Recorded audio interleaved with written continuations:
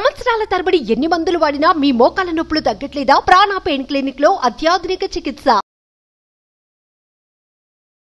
ఈ pre wedding shoot వల్ల ఉన్న బెనిఫిట్స్ ఏంటి, దాంతో పాటు వచ్చే నష్టాలు ఏంటి, యూత్ కి అసలు ఏం చెప్పొచ్చు అంటారు?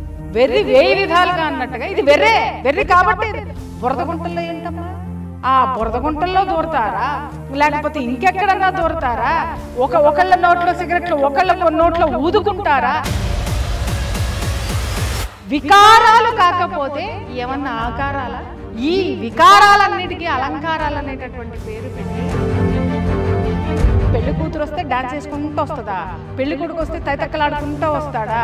ఇంకొకటి ఏంటి అంటే తాళి కట్టంగానే మూతిలో మూతి పెట్టి ముద్దులేసుకుంటారా? ఇంకిత జ్ఞానం లేకుండా. నమస్తే ప్రియా చౌదరి గారు. నమస్తే అమ్మా. ప్రీ వెడ్డింగ్ షూట్స్ ఈ మధ్య కాలంలో చాలా ట్రెండ్ అయిందని చెప్పుకోవచ్చు. ఒక పెళ్లికి ఎంతైతే ఖర్చు పెడుతున్నారో ఒక ప్రీ వెడ్డింగ్ షూట్కి కూడా అంతే ఖర్చు పెడుతున్నారనలో అతిశయోక్తి అయితే లేదు. బట్ ఒక చిన్న రీల్ ఈ మధ్య కాలంలో చాలా వైరల్ అవుతుంది. ఒక తండ్రి మనస్తాపానికి గురైన సంఘటన అందరం కలిచివేస్తుందని చెప్పుకోవచ్చు. ఈ ప్రీ వెడ్డింగ్ షూట్ వల్ల ఉన్న బెనిఫిట్స్ ఏంటి, దాంతోపాటు వచ్చే నష్టాలు ఏంటి, యూత్కి అసలు ఏం చెప్పొచ్చు అంటారు? విషయం ఏంటంటేనమ్మా, దీన్ని ఏమంటారంటే పిచ్చి ముదిరిందంటే రోకలు తలగ చుట్టమన్నారంటే వెనకటికి ఎవరు. పెళ్లి చేసుకోండ్రా శాస్త్రోక్తంగా అని చెప్పి వీళ్ళకి చెబితే పెళ్ళి అనేటటువంటి పదానికి విలువ ఇవ్వడం మానేసి, పెళ్ళి అనేటటువంటి బంధానికి విలువ ఇవ్వడం మానేసి ప్రీ వెడ్డింగ్ షూట్లకి, తర్వాత పోస్ట్ వెడ్డింగ్ షూట్లకి, ఆ తర్వాత దాన్ని ఏమంటారు బ్యాచిలర్ పార్టీస్కి, ఇంకొకటి ఏంటి మెహందీలకి, సంగీతులకి విచ్చలవిడితనంగా డబ్బు ఖర్చు పెట్టడం మీద వీళ్ళకి ఎక్కువ వ్యామోహం పెరిగిపోయింది నేటి యువతలో. ఎస్పెషల్లీ నేను యువతను కూడా అనను, ఎందుకనంటే యువతని కంట్రోల్ చేయలేనటువంటి పెద్దవాళ్ళనే మాట్లాడతాను నేను. ఎందుకనంటావేమో, ఒక కుటుంబ వ్యవస్థ ఎలా ఇవాళ చిన్నాభిన్నమైపోతుంది. 100 కోట్లు ఖర్చు పెట్టి పెళ్లి చేసుకున్నా కూడా మాకు తెలుసు, మమ్మల్ని అడిగితే మేము చెప్తాం, 3వ రోజుకే డివోర్స్ మెట్లు ఎక్కుతున్నాయి, లేదా 3వ నెలకి ఎక్కుతున్నాయి, లేదా 3వ వారానికే మా దగ్గర కౌన్సిలింగ్లకు వచ్చేస్తున్నారు. కారణం ఏంటి అనంటే బంధం అంటే ఏంటో వాళ్ళకి తెలియదు. ఆ బంధం అనేది మనసులో వాళ్ళకి ఉండటం లేదు. ఆ దానికి ఇవ్వడం మానేసేసి, విలువ ఇవ్వడం మానేసేసి ఇవాళ చూడండి అమ్మా, సరే ప్రీ వెడ్డింగ్ షూట్లు పెట్టుకు వస్తున్నారు కదా, వాటిలో చావచ్చు కదా, నేను ఇలా మాట్లాడుతున్నానని ఏమనుకోవద్దు. ఆ తర్వాత పెళ్లిలో చూడండి 500 మందిని, 1000 మందిని, 2000 మందిని పిలిచేస్తారు పెళ్లికి. ఓ కరెక్ట్గా ఒక 100 రకాల వంటకాలు పెడతారు, అన్నీ బాగున్నాయి. దేనికోసం పిలిచావు నువ్వు బంధుమిత్రుల్ని? 2000 మందిని, 100 మందిని, 500 మందిని దేనికోసం భోజనాలు పెట్టావు? నువ్వు దేనికోసం పెట్టావు? నీ కొడుకు పెళ్ళనో కూతురు పెళ్ళనో పిలిచావు, పెట్టావు. మరి ఆ పెళ్లి చూడడానికి నువ్వు ఎక్కడైనా ఖాళీ ఇస్తున్నావా వచ్చిన వాళ్ళకి? చెప్పండి. చుట్టూ కెమెరామెన్లే ఉంటారు, చుట్టూ వాళ్ళే ఉంటారు. ఇంకొకటి ఏంటంటే ఈ మధ్యకాలంలో దరిద్రమైనటువంటి దగుల్బాజీ తనమనే అంటాను నేను, ఎవరికి కోపమన్నా రానివ్వండి, పెళ్లి కూతురు పెళ్లి మండపానికి ఎట్ట వస్తుందమ్మా అంటే తైతక్కలాడుకుంటూ వస్తుంది, డాన్స్లు వేసుకుంటూ వస్తుంది. ఇది ఏమన్నా సినిమా షూటా, పెళ్ళా? ఒక విషయం తెలుసా అమ్మా, వేద మంత్రాల సాక్షిగా ఈ మధ్య సుప్రీంకోర్టు కూడా ఉదాహరించింది, హిందూ వివాహ చట్టము ఏ విధంగా ఉంటే చెల్లుతుంది, అది నీకు అప్లికబుల్ అవుతుంది అనంటే సంప్రదాయబద్ధంగా వేద మంత్రాల నడుమ సప్తపదులు అగ్ని సాక్షిగా అగ్నిగుండం చుట్టూ తిరిగి బ్రహ్మముడి వేసి ఒకళ్ళ వేలు ఒకళ్ళు పట్టుకుని ఆ ప్రమాణాలన్నిటికీ సాక్ష్యం చేస్తేనే ఆ యొక్క పెళ్లిని హిందూ వివాహ చట్టం పరిధిలోకి ఆ పెళ్లి వస్తుంది అని స్పష్టంగా దేశ ప్రధాన న్యాయస్థానము ఉదహరించింది. ఎవడు పట్టించుకుంటున్నాడు ఇవాళ? ఎవడికి వద్దని అనుకుంటున్నారా? వీళ్ళందరూ చివరికి వీళ్ళ బతుకుల్లో తగలబడేటటువంటి ఈ అనర్థాలన్నిటికీ చివరికి వీళ్ళు తేలేది ఆ కోర్టు మెట్ల మీదే. ముందు ఉన్నత న్యాయస్థానాలు, అసలు న్యాయస్థానం తీర్పులేంటో, న్యాయస్థానం కూడా మన యొక్క సంప్రదాయానికి విలువనిస్తేనే దాన్ని నేను గుర్తిస్తాను, అది వివాహ బంధం కింద పరిగణించబడుతుందని అంత స్పష్టంగా చెప్పినప్పుడు కేవలం ఇవాళ పెళ్ళిళ్ళు, పెళ్లి కూతురు వస్తే డాన్స్ వేసుకుంటూ వస్తుందా, పెళ్లి కొడుకు వస్తే తైతక్కలాడుకుంటూ వస్తాడా, ఇంకొకటి ఏంటి అనంటే తాళి కట్టంగానే మూతిలో మూతి పెట్టి ముద్దులెట్టేసుకుంటారా? ఏమండి, ఏది ఎక్కడ జరగాలో కూడా కొంచెమన్నా అవగాహన, ఇంకిత జ్ఞానం లేకుండా కొట్టుకొని చచ్చిపోతున్నారా ఈ యువత? ఎవరు చెప్పాలి వీటన్నిటికీ? పెద్దవాళ్ళు ఏం చేసి వస్తున్నారు, వాళ్ళు కూడా చప్పట్లు కొట్టుకొని ఎర్రి ముఖాలల్లో వేసుకొని కూర్చొని, నిజంగా చెప్తున్నాను, వివాహం అనేటటువంటి తంతుని, ఆ బంధాన్ని ఇవాళ నవ్వుల పాలు చేసి రోడ్డు మీద పడేసి ఒక సినిమా షూట్ మాదిరి పెళ్లిళ్ళు జరుగుతున్నాయి తప్ప ఒక బంధాన్ని, ఇది 2 కుటుంబాలు కలిసి ఒక బంధాన్ని ఏర్పరచుకుని ఆ బంధం ద్వారా ఇద్దరు మనుషులు ఒకటయ్యి వాళ్ళు ఒక కొత్త జీవితంలోకి వెళ్తున్నారు. వాళ్ళకంటూ ఒక కుటుంబాన్ని ఏర్పరచుకోవడానికి, ఒక బంధాన్ని ఏర్పరచుకుని ముందుకు సాగుతున్నారు అనేటువంటి ఆలోచనల పేరులో ప్రీ వెడ్డింగ్ షూట్లో వేయి విధాలుగా అన్నట్టుగా ఇది వెర్రి కాబట్టి బురదగుంటల్లో ఏంటమ్మా, ఆ బురదగుంటల్లో దూరతారా, లేకపోతే ఇంకెక్కడన్నా దూరతారా, ఒకళ్ళ నోట్లో సిగరెట్లు ఒకళ్ళ నోట్లో ఊదుకుంటారా? వికారాలు కాకపోతే ఏమన్నా ఆకారాలా? చెప్పండి, ఏమన్నా అలంకారాలా? ఈ వికారాలన్నిటికీ అలంకారాలు అనేటటువంటి పేరు పెట్టి అసలు సిసలైనటువంటి వేదమంత్ర ఘోష ఏదైతే ఉందో అది పంచభూతాలను పిలిచి మీ యొక్క బంధాన్ని ఏకం చేసేటటువంటి అద్భుతమైనటువంటి ఆ వేద మంత్రాల యొక్క ఆ సౌండ్స్ ఏవైతే ఉన్నాయో అది మీ శరీరంలో ఉన్న ఆరాని తాకి ఒక ఇద్దరి మధ్య ఒక దాంపత్య బంధాన్ని ఏర్పరుస్తుంది. అలాగే తాళి కట్టినప్పుడు ఆ నెత్తి మీద జీలకర్ర బెల్లం ఏదైతే పెడతారో అమ్మ, అది పెట్టినప్పుడు మొట్టమొదటి ఈ పిల్ల స్పర్శ, ఆ పిల్లవాడి స్పర్శ ఈ పిల్లకి, ఈ పిల్ల యొక్క స్పర్శ ఆ పిల్లవాడికి వచ్చి మనసులో ఒక విధమైనటువంటి పులకింత రేగుతుంది. ఆ పులకింతే ఆ యొక్క ఆరాసు కలుస్తాయి. అది కలిసి ఒకరినొకరు తాకటం మొదలు పెడతాయి అన్నమాట. ఆ తర్వాత తాళి కట్టేటప్పుడు వరుడికి ఉండేటటువంటి గర్వం ఏదైతే ఉంటుందో, అరే ఈమెని నేను నా భార్యగా చేసుకుంటున్నాను, ఈ రోజు నుంచి నేను ఒక పురుషుడిగా నేను మారుతున్నాను అని చెప్పేసి అని ఒక గర్వం ఏదైతే ఉంటుందో, ఒక బాధ్యతను తీసుకునేటటువంటి తత్వాన్ని కూడా ఇస్తుంది.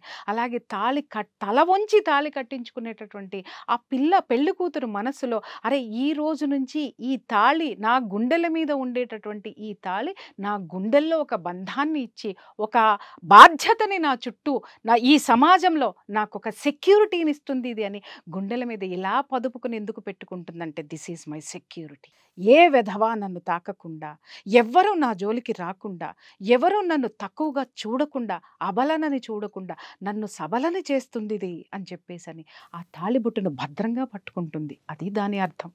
అలాగే ధర్మేచ అర్థేచ కామేచ మోక్షేచ నాతిచరామి, ధర్మార్థ కామ మోక్షాల్లో కూడాను నేను ఆచరించేటటువంటి ధర్మంలో నిన్ను వదిలిపెట్టను, కామంలో అంటే నీకు ఏ విధమైనటువంటి నీ కోరికలు తీర్చడంలోనూ నేను సహకరిస్తాను. అలాగే మోక్షేచ, మోక్షంలో నేను ఏ దారులైతే మోక్షానికి వెతుక్కుంటానో ఆ దారులను నీకు కూడా ఏర్పరుస్తాను, అక్కడ కూడా నిన్ను వదలను.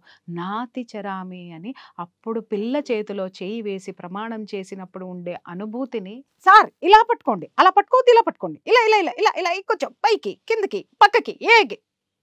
కెమెరామెన్ ఈడ్చి బూటకాలతో తన బుద్ధేస్తుంది. కెమెరామెన్ నేను తిట్టలేదండి, అది వాళ్ళ ప్రొఫెషన్.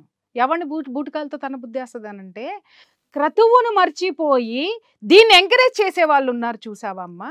ఇవాళ బ్రాహ్మణులు కూడా ఎంత వాపోతున్నారంటే వాళ్ళని పట్టించుకోకుండా ఎంతమంది పురోహితులు నా దగ్గర బాధపడి ఉంటారో. అమ్మా ఎక్కడన్నా మీరు చెప్తే మనుషులు వింటారు, చెప్పండి అమ్మా, కనీసం ఆ వేద మంత్రాలకి అర్థాలు మేము చెబుదామన్నా కూడా వాళ్ళు ఎంతసేపు అక్కడ కెమెరామెన్ల యొక్క డైరెక్షన్ నడుస్తుంది, ఆ కెమెరాలు ఎలా దిగాలి అనేటటువంటి దాని మీద ఈ పెళ్లి కూతురు పెళ్లి కొడుకులు ఉంటున్నారు.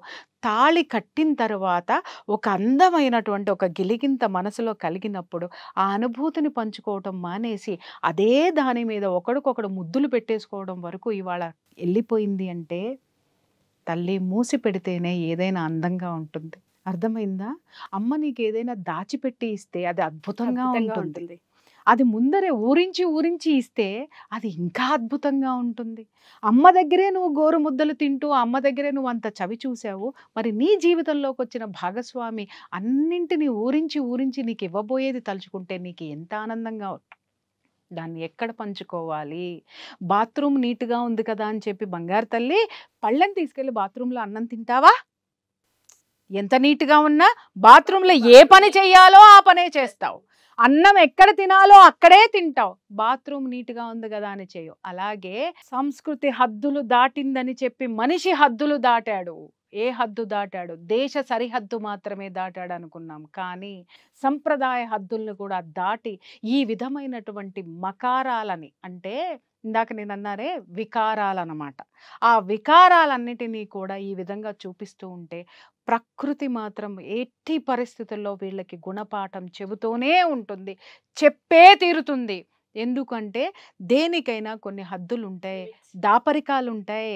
ఆ దాపరికము ఎప్పుడైనా కానీ, ఏ మనిషికైనా కానీ కొన్ని దాపరికాలు అందంగా ఉంటాయి, కొన్ని దాపరికాలు మనసుల్ని నిలబడతాయి, బంధాలని నిలబడతాయి.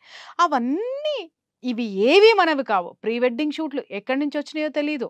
ఒక ఆవిడ వెడ్డింగ్ ప్లానర్ అనమాట. ఎంత బాగా సమర్థించేసిందంటే, ప్రీ వెడ్డింగ్ షూట్ ఉండాలండి, ఉంటే అది చాలా మందికి మేము ఎలా ఉండాలా అంటే, ఇది ఎవరు క్రియేట్ చేశారు అంటే, ఈ వెడ్డింగ్ ఈవెంట్స్ ఉన్న వాళ్ళకి పనులు కావాలి కాబట్టి ఎక్కడెక్కడ ఉన్న సాంప్రదాయాలను తీసుకొచ్చి బలవంతంగా ఇవాళ మన వివాహ వ్యవస్థలో వీటన్నిటినీ పెట్టారు, బలవంతంగా పెట్టారు. ఇవన్నీ ఈ వ్యామోహాలన్నిటికీ కూడా సాష్టాంగ నమస్కారాలు పడిపోయి, బొక్కబోర్ల పడిపోయి మన పెద్దవాళ్ళందరూ వీటికి తెరలు తీసేసరికి బాహాటంగా మన జీవితాల్లోకి వచ్చేసినాయి. అమ్మా, పెళ్లికి ముందు పెళ్లి కూతురు కూర్చుని గౌరీదేవి పూజ ఎందుకు చేస్తుందో దీని అర్థం ఎవరికైనా తెలుసా? నాకు తెలిసిన అర్థం నేను చెప్తున్నా.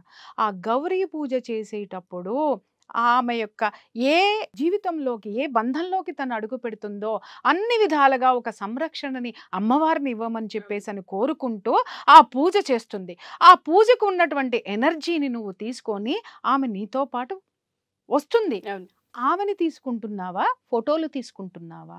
ఇవాళ ఏదైతే ఫోటోలు తీసుకుంటున్నారో, ఏదైతే కేవలము బొమ్మలకి, కేవలం మీ యొక్క మనది కాని సాంప్రదాయాలకి ఎప్పుడైతే మీరు తెర తీసేశారో అప్పుడే మన సాంప్రదాయం కానటువంటి డివోర్స్ కేసులు పెరుగుతున్నాయి, వెస్టర్న్ కల్చర్ పెరిగిపోయి ఇవాళ ఒక్కళ్ళు కూడా మనశ్శాంతి లేకుండా ఉంటున్నారు. ఉషా, నేను ఒక్కటే విషయం చెప్తా, ఈ పేరెంట్స్ అందరూ కూడా ఇట్లాగే మా బంధువుల ఇళ్లలోనే ఒకటి ఇట్లాగే ఇన్సిడెంట్ జరిగినప్పుడు ఊళ్ళో నుంచి పెద్దవాళ్ళందరూ వచ్చారు. చుట్టూ 15-20 మంది కెమెరామెన్లు ఉన్నారు, కెమెరాలే తిరుగుతూ ఉంటుంటే వాళ్ళు ఆ పెళ్లి కూతురు తల్లిని అడిగారు, అమ్మ వాళ్ళందరినీ పక్క తప్పుకోమనవే, మనవరాలు కనపట్లేదు అని అంటే, సర్లే మీరు ఎప్పుడైనా ఉంటారు, తర్వాత అంతా చూసుకునేది కెమెరాల్లోనేగా జీవితాంతము అని కెమెరాలకి ప్రాధాన్యత ఇచ్చింది ఆ అమ్మ, ఆ తల్లి. వీళ్ళు వెనక నుంచి ఒక నిట్టూర్పు విడిచి, అరే పిల్లని అట్లా చూసుకుంటే ఆనందం వీళ్ళకి జీవితాంతం ఈ కెమెరాలో ఉండిపోతుందా? ఈ అనుభూతిని నీ వాళ్ళకి నువ్వు ఇవ్వవా? నువ్వు కెమెరాల ద్వారా నువ్వు అనుభూతి పొందుతున్నావే, మరి ఈ కెమెరాలకి నువ్వు ఏ విధమైనటువంటి అనుభూతిని ఇస్తున్నావు? నీ యొక్క బంధాలకి ఏ విధమైనటువంటి ఆ విలువనిస్తున్నావు? అంటే ఇక్కడ బంధువులకి విలువనివ్వటం మానేశారు. ఎంతసేపు ఇప్పుడు ఇవాళ రేపట్లో ఏంటి, అత్తగారు డాన్స్ వేస్తుందంట పెళ్లికి. సిగ్గు శరం ఉండద్దమ్మా? పెళ్లిలో అత్తగారు తైతక్కలు ఆడడం ఏంటమ్మా? నాకు అర్థం కాకట. ఎప్పుడు 2 కుటుంబాలు ఒకటైన రోజున మ్యూజిక్ పెట్టుకోండి, ఎవ్వరికి అభ్యంతరం లేదు. ఎప్పుడు 16 రోజుల పండక్కి పెట్టుకో, అప్పుడు అందరూ ఒకటవుతారు, దగ్గర అవుతారు, విభేదాలున్నా పోతాయి. అలాంటిది ఒక వేడుక చేసుకోండి. పెళ్లికి ముందే తైతక్కలాడేస్తారు, పెళ్లికి ముందే తాగేస్తారు. ఈ మధ్య కాలంలో ఒకటి నేను విన్నాను, ఒక పెళ్లికి వెళ్ళినప్పుడు మగవాళ్ళందరూ ఒకవైపుకు పోండి, ఆడవాళ్ళందరూ ఒకవైపు. ఇది ఏంది మగవాళ్ళందరూ ఆడవాళ్ళందరూ అంటే, ఇదివరకటి వెనకటికి భోజనాలు అట్లాగే ఉంటాయి. ఫస్ట్ మగవాళ్ళు తిన్న తర్వాత ఆడవాళ్ళు తినేవాళ్ళు. ఓహో, అంటే ఇప్పుడు మగవాళ్ళకి వేరే పెడుతున్నారు, ఆడవాళ్ళకి వేరే పెడుతున్నారేమోలే అని చెప్పేసి అని, మంచి పద్ధతే కదా అని పక్కన ఎవరితోనో అన్నా నేను, భలే చెప్పేవాళ్ళే, వాళ్ళు ఎందుకు వెళ్తున్నారు అనుకుంటున్నావు అని అడిగారు. ఎందుకమ్మా అన్న, మందు పార్టీ ఉంది అక్కడ. ఎక్కడన్నా ఈ సంప్రదాయం ఉందా? 16 రోజులు ఎప్పుడైతే లగ్నపత్రిక ఇచ్చి పుచ్చుకుంటారో ఆ నిమిషం నుంచి పెళ్లి అయిపోయిన తర్వాత 16 రోజుల పండగ వరకు నాన్ వెజ్ ముట్టరు, మందు ముట్టరు. ఆ ఇంట్లో పద్ధతి ఉంటుంది, కొన్ని వ్యసనాలకి తావు ఉండదు, కొన్ని ఎనర్జీస్ని లోపలికి రానివ్వరు, ఎంతో కఠినంగా ఉంటారు. ఇదేందమ్మా పెళ్లిలో తాగేయడము, తాగడానికి ఆల్రెడీ ఒక సెక్షన్ పెట్టడమా? ఇదే ఎక్కడ విడ్డూరము, ఇదే ఎక్కడ వైపరీత్యము, ఎటు పోతున్నది? నిజంగా చెప్తున్నాను, విశృంఖలమైనటువంటి ఆలోచనలు, సాంప్రదాయాల పేరిట ఆచారాలన్నిటినీ మూటగట్టి పైన బారేసినారు. ఇవాళ నడుస్తుందంతా ఏంటంటే బొమ్మల పెళ్ళిళ్ళు జరుగుతున్నాయి. చిన్నప్పుడు మనం బొమ్మల పాట ఆడుకునేటప్పుడు ఈ చీర బాగలేదని తీసేవాళ్ళం, ఆ చేయి బాగలేదని తీసేవాళ్ళం, ఈ బొట్టు బాగలేదని తీసేవాళ్ళం, మనకి ఎట్లా నచ్చితే అట్లా బొమ్మల పెళ్లి చేసేవాళ్ళం. ఈరోజు పెళ్ళిళ్ళన్నీ బొమ్మల పెళ్ళిళ్ళే తప్ప బంధాలను నిలబెట్టేటటువంటి పెళ్ళిళ్ళు అయితే మాత్రం కాదు. చెప్పినట్టుగానే ఆ ప్రీ వెడ్డింగ్ షూట్ ఎప్పుడైతే జరుగుతూ ఉంటుందో ఆ షూట్ కూడా మనం చూస్తాం మేడం. ఏదైతే 4 గోడల మధ్య జరగాల్సిన కార్యక్రమం ఉంటుందో అది ఫోటో షూట్ లో మొత్తం అయిపోతుందమ్మా. ఇప్పుడు మీరన్నారు ఒక రీల్లో తండ్రి బాధపడింది అదే కదా. ఏంటి అని అంటే, అరే నా కూతుర్ని బికినీలేసి ఆ బీచ్ షూట్ లో చూశాను, ఇవాళ పెళ్లి ఆగిపోయింది, వాడు దుర్మార్గుడే. కానీ నా కూతురు ఏ చీర కట్టులో ఉందో ఆ చీర కట్టులో ఉన్నట్టయితే నేను సంతోషపడేదాన్ని. బికినీ షూట్లన్నీ సోషల్ మీడియాలో వైరల్ అవుతున్నాయి, నా బిడ్డని ఆ కళ్ళతో నేను చూసుకోలేను జీవితాంతం అని చెప్పి కదా ఆ తండ్రి బాధపడ్డాడు. కానీ బాధపడిన తండ్రిని పక్కన పెడితే బాధే లేనటువంటి తండ్రులు, ప్రోత్సహించేటటువంటి తండ్రులు ఎంతమంది ఉన్నారో వాళ్ళందరికీ చెప్తున్నాను, మిస్టర్ అండ్ మిస్సెస్, మీకు మీ పిల్లలకి మన సాంప్రదాయాలు నేర్పండి. ముందు ముందు మీరు సుఖంగా ఉంటారు, మీకంటూ ఒక కుటుంబం ఏర్పడుతుంది. సంప్రదాయాలని కాదని చెప్పి ఇలాంటి వాటి అన్నిటికీ కూడా పాశ్చాత్య పోకడలన్నిటినీ సాంప్రదాయాల పేరు మీద తీసుకొని వచ్చి ఎవడెవడో బతుకు తెరువు కోసం ఏదేదో ఫాల్స్ సాంప్రదాయాలని చెప్పి పెట్టి ఏవైతే పెట్టారో వాటి వల్ల డబ్బు దండగా, సమయం దండగా, రేపొద్దున 3 నాళ్ళ ముచ్చటగా మిగులుతుంది ఈరోజు పెళ్ళిళ్ళన్నీ కూడాను. ఇవన్నీ రేపొద్దున సోషల్ మీడియాలో చక్కర్లు కొడుతూ వాళ్ళు ఇంకొక జీవితాన్ని స్టార్ట్ చేయాలన్నా కూడా చాలా భయంకర. నేను ఇవాళ చెప్తున్నా, 2వ పెళ్ళిళ్ళు బాగా జరుగుతున్నాయి, 3వ పెళ్ళిళ్ళు చేసుకుంటున్నారు, ఎవ్వరూ సుఖంగా లేరు, ఎవరు మనశ్శాంతిగా లేరు. వెనకటికి ఎవరైతే ఒకే కాపురంలో ఉన్నారో వాళ్ళు చాలా అద్భుతంగా ఉన్నారు. కష్టాలు పడినా నష్టాలు పడినా చివరికి ఒక సంతృప్తితోటి జీవితాన్ని వాళ్ళు చివరి వరకు గడిపారమ్మా. ఎందుకు? ఒక కుటుంబంలో ఉన్నామన్న సంతృప్తి, తన చుట్టూ ఇంతమంది బంధువులు ఉన్నారన్న సంతృప్తి. ఇవాళ 6 నెలలు ఒక కుటుంబంతో నువ్వు బంధుత్వం కలుపుకుంటే 6 ఏళ్ల తర్వాత ఇంకొక కుటుంబంతో బంధుత్వం. ఎవరు నీ బంధువులు? ఇవాళ ఏది నీ కుటుంబం? నువ్వు ఏమని చెప్పుకుంటున్నావు? ఎక్కడ నీ కేర్ ఆఫ్ అడ్రస్?